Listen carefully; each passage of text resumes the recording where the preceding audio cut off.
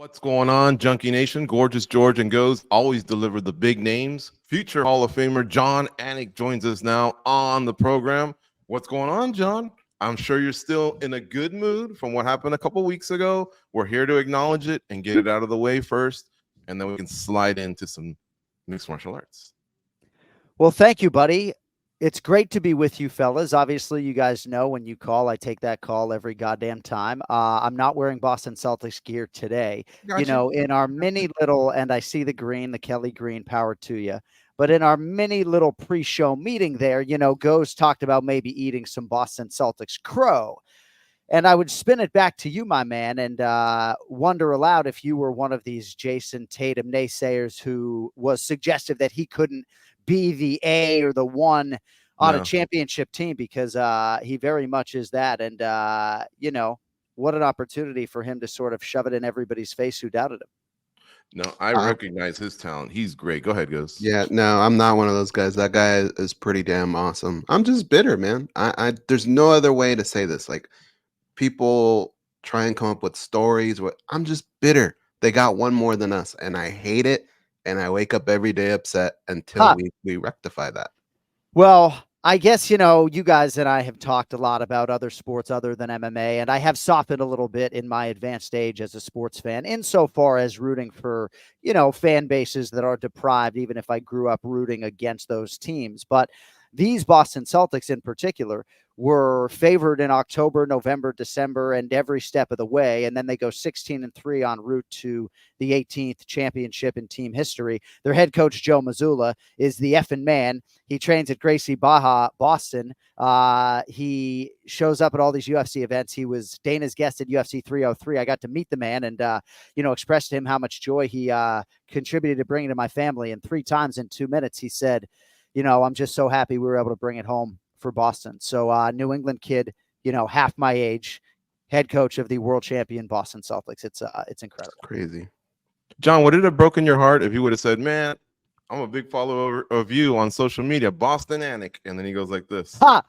Hey, I mean, I am the president of my identical twin brothers fan club, so nothing would make me happier. I will tell you guys a little backstory. Tony Hinchcliffe, the outstanding comic and human being, when I had this chance to meet Joe Mazzulla, my twin brother was right there, and Tony was almost picking Jason up, trying to move him over to meet Joe Mazzulla, because my twin brother is actually a bigger Celtics fan probably than I am. But one thing about monozygotic identical twins like us, and I don't know that there's any greater example of this, is that you truly can live vicariously through somebody else. So me having that interaction with Joe Mazzulla is as special for him as shaking Joe's hand himself. So he resisted Tony's strength and temptation and was able to capture some of the moment. But just a really special human being, that Joe Mazzulla. And, a lot of guys in that clubhouse, Kristaps Porzingis, Peyton Pritchard, UFC guys, and guys I've been able to connect with. So,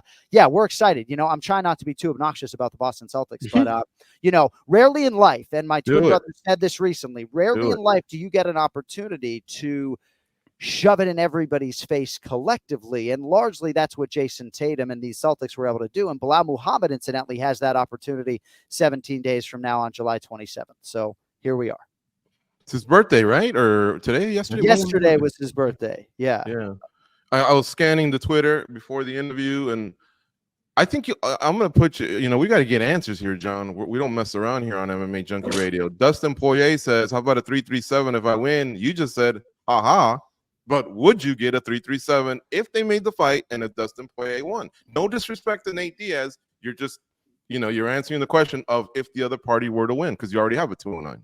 Yeah, so certainly the 209 tattoo will not be the last fighter tattoo or fighter tributary tattoo that I get. If you really want to know, I was trying to find a really good fine line tattoo artist in Vegas the week of the Hall of Fame to get my FE iron element symbol in honor of the great Frankie Edgar right here on the inside of my arm. That also dons the 209, incidentally. But for Dustin, I mean, I've always wanted a neck tattoo. You know, part of me wants to kind of go, you know, mimic his tattoo with the King of Hearts or whatever it is, King of Diamonds, excuse me, right behind the ear, or just a diamond emoji. We could go 337. You know, I'm not looking to be ludicrous, you know, with hoes in different area codes with numbers all over my body necessarily. But yeah, we would go 337. I mean, certainly Dustin Poirier is a fighter I would have no problem immortalizing on my skin forever, even if he's trying to get me to do it in a fight in which he might be a minus 400 favorite. He got his answer. Really? You're going out on a limb? Have they already put odds on that? Is that what you saw? That's well, no, big. maybe he would be less than that, you know, but certainly Yeah. fan response to my suggestion. However, you know, headlining it may have seemed if you didn't ingest the full context, you know, fan response has been largely in favor of Dustin Poirier in that particular matchup. But no, I don't think he would be 4-1 necessarily. And, you know, far be it from a lot of individuals out there who doubt Nate Diaz to doubt him in high stakes, high profile settings and situations. I only react like that because Guz and I were just at Diaz versus Masvidal too. And it makes sense. They were in Cali. Of course, Diaz popped bigger than Masvidal. Two huge pay-per-view stars, two wildly popular mixed martial artists who have had different types of successes. And hell, even Masvidal owned a win over Diaz going into this, right? But man, this thing was like 95% Diaz. And I may be generous there. I couldn't believe it. 18,000, John, to watch two guys that on one hand, you can count the amount of boxing fights between them. Yeah. But yet, I mean, they really, really went out for these guys. And it wasn't just for show. They gave away tickets or nothing like that. No, man, these were hardcore, bloodlusting fans. Mexican waves going in both directions on two different levels. It was crazy. It was an amazing event. And that's why, as popular as Poirier is, Nate is super popular, more popular than I ever thought. And I would love to see these two guys fight. I'm glad that you put it back out there into the universe. Bro, I gotta say, it is incredible what those two individuals were able to do in selling out Honda Center. And George, I probably should have credited you. Your tweet was actually the jumping off point for an extended conversation about the sellout on the Anik and Florian podcast. Like, credit to these two individuals. That is a hard building to sell out. And seemingly they were able to do it with relative ease just because of their name recognition. And then they go out and put on a show.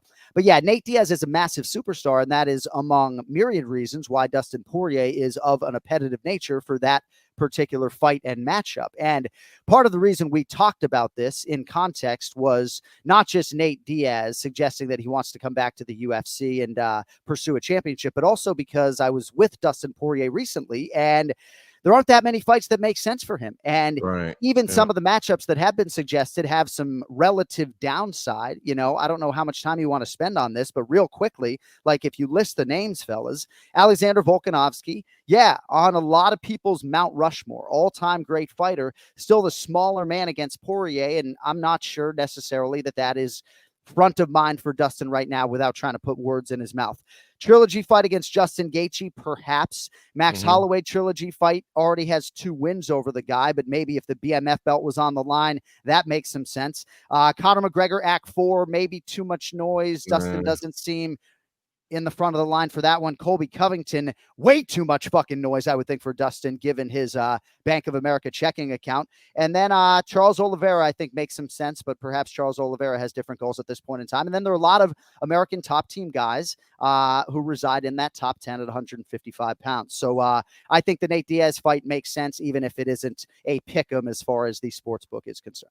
Yeah, I think it's made sense for like 3 years now, but it makes even more sense now because, with all due respect to the Irishman, just like Dana White said at the most recent press conferences he's done, hey, let us know when you're healthy, and then we'll start getting excited about what's out there now. You know, by then, Chandler might be matched up in another matchup, and we will figure out who Conor would face then or whatever. I'm kind of exhausted as media, as fan, as a guy that covered McGregor at Cage Warriors, even before anyone knew who he was at the UFC. I'm just exhausted. Doesn't mean I dislike him or I'm hating on him. I'm just exhausted.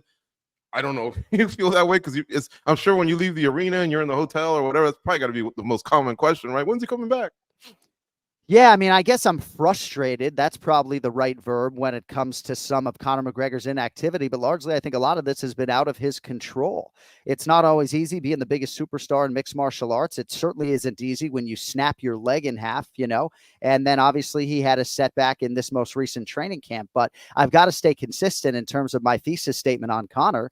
It's that he's going to enjoy the yacht life a whole lot more with a couple more MMA scalps, or at the very Yes. least fights, high profile fights. And the mixed martial artist in there, the professional athlete in there, the competitor in there is such that I expect him to try to come back and fight a couple times here in short order. I've been very wrong before. But certainly he came back and fought Dustin back to back, right? And then snapped his leg in two, so I still believe that there's an itch that can only be scratched in the octagon for Conor McGregor. And, there's no recreational activity or boxing ring that is gonna, do for him what a win over Michael Chandler and some of these other guys can do. Mm. John, you've been around the sport for so long. A guy like Nate Diaz, I'm going to go back to that because I agree. I would love to see him fight Dustin Poirier. But when I sit down and I think about it, and I think about the freedom that he has now to just kind of do what he wants, show up when he wants, and on top of that, be part of the promotion and collect that paycheck. What incentives do you think there are for him to come back to the UFC? What would make him happy that doesn't make him happy right now in this situation? Well, it's hard for me to sit here as the voice of the UFC, right? But when I say that the UFC is the combat sports leader, it might sound promotionally hyperbolic, but I believe that as a fan, and I would almost spin it back to you guys, and I'm sure you believe it too. Great lengths have been gone to make the UFC the number one show in combat sports, and Nate Diaz is nothing if not a layered five-tool mixed martial artist, even if maybe you suggest he has limitations against some of the truly elite guys, but you think Leon Edwards was excited for that clock to hit triple zeros in round 5. I know a lot of people harken back to that, but you don't think that a guy like Nate Diaz would bring out the absolute best in terms of Dustin Poirier's preparation, right? So, yeah, I think it's there are a lot of different angles to it. You're right about some of the freedom, but I just really believe that for Conor McGregor and for Nate Diaz, there is just nothing quite like the UFC in terms of unleashing that ultimate competitor. We just saw another class go into the Hall of Fame and just so many legends of the sport. And I know pound for pound gets talked about to death, but I want to ask you a little bit of a different question, like a spin on that question. Who out there do you believe is a fighter that we can say can never be replicated? They will never be another one like this fighter. What a great question. Go's always bringing it the questions you can't research. I think Khabib Nurmagomedov had a uniqueness to him, right? And I think a lot of that is sort of rooted in his mentality, right? But even just in terms of, not wanting to maybe, hurt Justin Gaethje, or the way he would talk to opponents in a different way than Kevin Holland would. Sometimes when I'm watching The Matrix, Kyler Phillips, a guy who I've lauded and put over, I think, how does anybody mix all of the martial arts like this and just fly around this way? I think there are a lot of different guys who have done a lot of uniquely special things. My guy Daniel Cormier, I think, is supremely underrated in terms of his ability to inflict and impose his wrestling and his rear naked choke on really world-class fighters. But yeah, I mean, I guess Khabib's the first guy that comes to mind, and then it would just be one of those uniquely electric fighters. I mean, Demetrius Johnson in terms of some of the movement, a prime Dominic Cruz, obviously that's footwork that largely hasn't been duplicated, but all roads eventually for me lead to Khabib. Jump. Can I Yeah, just go give my ahead. answer real quick? Because that was a great question. Go ahead. Hoist Gracie, but more because of the timing, not because, we haven't solved that riddle. It's a good one. Yeah. I was thinking Anderson Silva, just the presence that he had. I don't know that it can be matched. I think the time period and all, I don't know. I think that's probably the best answer, just in terms of an aura of invincibility and maybe beating guys before they get in there. I know Alex Pereira, one of the guys that he competed against in the past, has said recently he's looking at these guys before the fight and thinks Poetan's already beaten them. So, wow. Damn. I wanted to ask you a little bit about fighting on Roku TV. An amazing program. We got to see a lot of the behind the scenes stuff that goes on in the UFC. And we got to see a little bit of Hunter Campbell, Dana White behind the scenes. That was phenomenal. It seems like they're not bringing that back, which hurts us all in the heart. But if they were to do another series, but based on the broadcast crew, would you invite something like that, letting people see behind the curtain? Because I know there's so much that goes into your job, and it's not just you. Now it's a big collective group. Could we get something like that?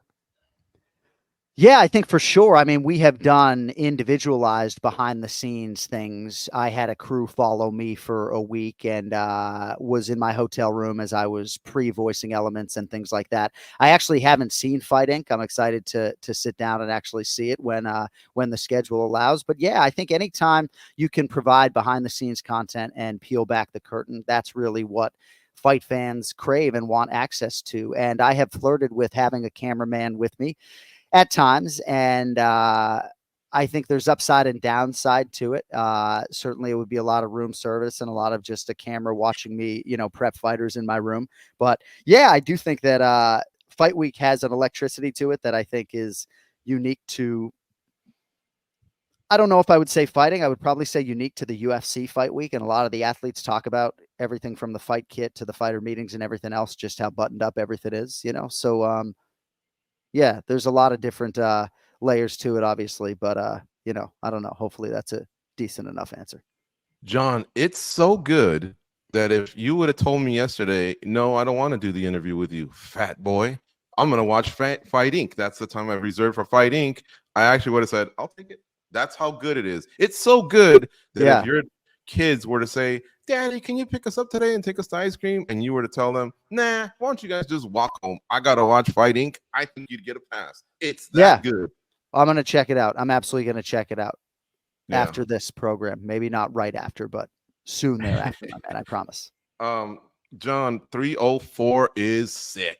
It's deep. It's what fans want. I'm not going to get into one card's better than the next or whatever. Let's just talk about 304. And I know this one's close to you because Belal Muhammad competes for a world title in the welterweight division against Leon Edwards. Is there any benefits to long buildups like what we've waited for? Because we want these fights as soon as possible, but this one's taken a long time. So what are maybe pros and cons? But I'm more focused on the positive. It's really exciting. It really is. And I do think that Leon, at his core, has felt there was some unfinished business here. Certainly any of us who have gone back and watched that fight against Belal Muhammad the first time around, not only recognize that he got a lot of things done in that fight, but that he and Belal are just different animals. And now they really are the two best welterweights in the world. And I think a lot of people, with respect to Shavkat Rakhmonov, Ian Machado Gary, Jack Della Maddalena, and everybody else, believe that to be true. So I think it's happening at the right time. I congratulate Belal on biding his time and waiting for this rightful opportunity. And I do think he's ready to present his best version. I think the nighttime variable is a little bit interesting. It appears as though Belal is going to stay on U.S. time and maybe arrive late. Forgive my ignorance, but if I was his manager, I think my foremost thought would be, dude, we got to get there as soon as possible. But all the athletes are handling it differently. It's a fascinating card. Certainly, Teddy Atlas and others are suggestive that when you win the championship, you level up 25 or 30%. I would submit to you that Leon is at least 25% better than, the sniper that fought Belal, in the Apex back in 2021. And that Belal, in terms of the strength and the mental fortitude and the overall skill development, is 25% better as well. So we've seen two-way action at the sportsbook, fellas, 17 days away. Nice. And then, of course, we also have another title fight, the interim champ in the heavyweight division, Tom Aspinall against Curtis Blaydes. I saw a headline earlier that if Aspinall were to just smoke Blaydes, that puts pressure on the unification rather than the Legends fight. Are you kind of on board with that? Is that for you to even say or suggest? Well, certainly a 25-minute war between Curtis Blaydes and Tom Aspinall that results in 6 months of recovery time wouldn't be ideal for either party, nor would it be for MMA fans who want to see things expedited in this heavyweight division. It really is crazy to think about a Stipe Miocic who was 38 years old competing in there, and we'll next see him when he's 42. He's sort of the least talked about component of this bracket right now, but that seems crazy to me. And what kind of version is he going to present to John Jones? And we all get down and pray that that fight actually happens in November.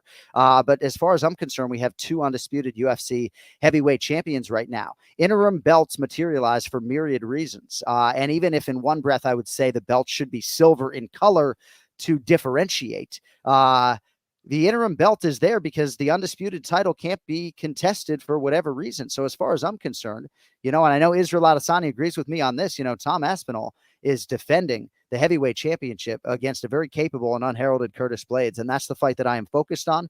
I certainly am hopeful that the winner of that fight emerges relatively unscathed, not just because my car's waiting outside and the round one knockout is a broadcaster's dream, but also because I'd like to see, some pressure on this heavyweight division to move forward. Alexander Volkov is cannonball coming as well, so there are a lot of things that are happening. And, hopefully we get clarity, right, when it comes to this first heavyweight championship fight that is on our calendar coming up July 27th. And to tie into what we were talking about earlier, the UFC being the combat sports leader, a lot of that always helps when you have a defined heavyweight division and a defined heavyweight maneuvering through. If he gets beaten, fine, then we go with the next guy or whatever. Or if he's dominant, fine, that works as well. But God, the UFC's heavyweight division has been so frustrating the last few years that it's other divisions that have actually, I think, propelled the UFC upward. We need to figure that out. Well, I always try to check my frustration because I think about somebody like Tom Aspinall, right? When he looks at Alex Pereira's expeditious rise. And if we were to list the top 10 reasons why Poatan in 2024 has become the biggest active superstar of the UFC, there are a lot of different reasons why. But the best way to resonate with this fan base, and I love Poatan's personality like everybody else, but it's to fight often and to finish. And this guy wasn't initially scheduled to fight at UFC 300 and 303, two of the biggest pay-per-views in company history. And Pereira won by knockout early in both of them, So Tom Aspinall is ready, willing, and able to show the world seemingly that he can be the undisputed heavyweight champion and the best heavyweight. And there are other guys, Curtis Blaydes, who are ready to show the world that as well in their fighting prime, not wanting to waste any of those prime months, never mind years. So it's tricky when the greatest mixed martial arts athlete of all time tears his pec because, there's not going to be a vacation of title, and you're certainly not going to strip the GOAT. Will the arena be at its loudest when Paddy Pimblett walks out that night, in your opinion? I mean, is this a question where you're making me pick favorites? Usually it's Goes who puts me on the spot. I think when Tom Aspinall hits that tunnel with respect to Leon Edwards, who will follow suit, just because of the hour, right? I think that there's going to be sort of an adrenaline dump from the crowd after the Aspinall fight, win or lose. Mm-hmm. So I think loudest ovation will be when Tom Aspinall hits the tunnel, closely followed by Leon and Paddy. We had Paddy Pimblett's manager on, Graham Boylan, and he says Paddy Pimblett is by far more popular to the champs. He didn't say it in a disrespectful tone, but we also had to take into consideration that's Paddy Pimblett's manager, But you've been overseas for this. You've seen the popularity of these athletes. I guess that's why I asked you, and I'll tie it into – go ahead. I haven't necessarily, though.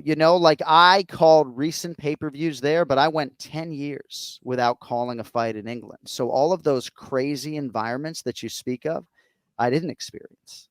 10 years without calling a fight in England? Correct.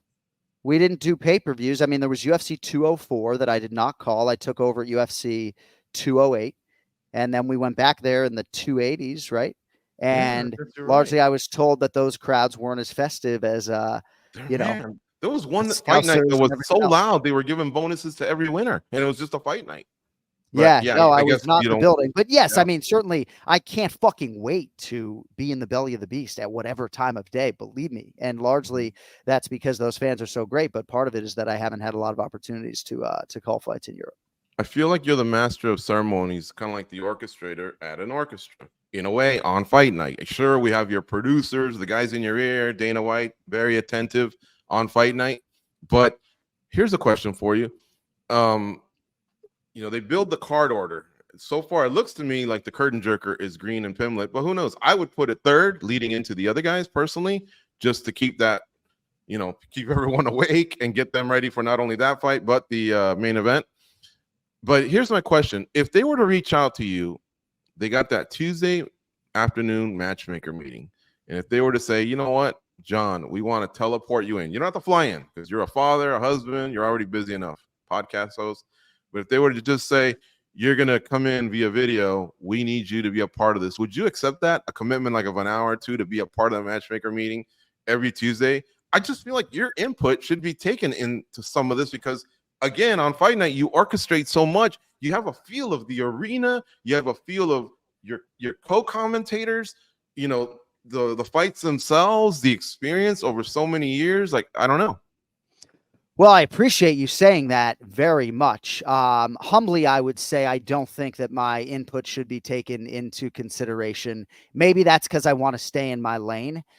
I would also suggest to both of you, and I know this is going to ring true with you guys and a lot of your audience, for me as a diehard professional sports fan, it's the absolute dream to be in operations or to be a general manager, right? Yeah. I mean, I would love nothing more than to be offered a matchmaker job and to put the microphone down.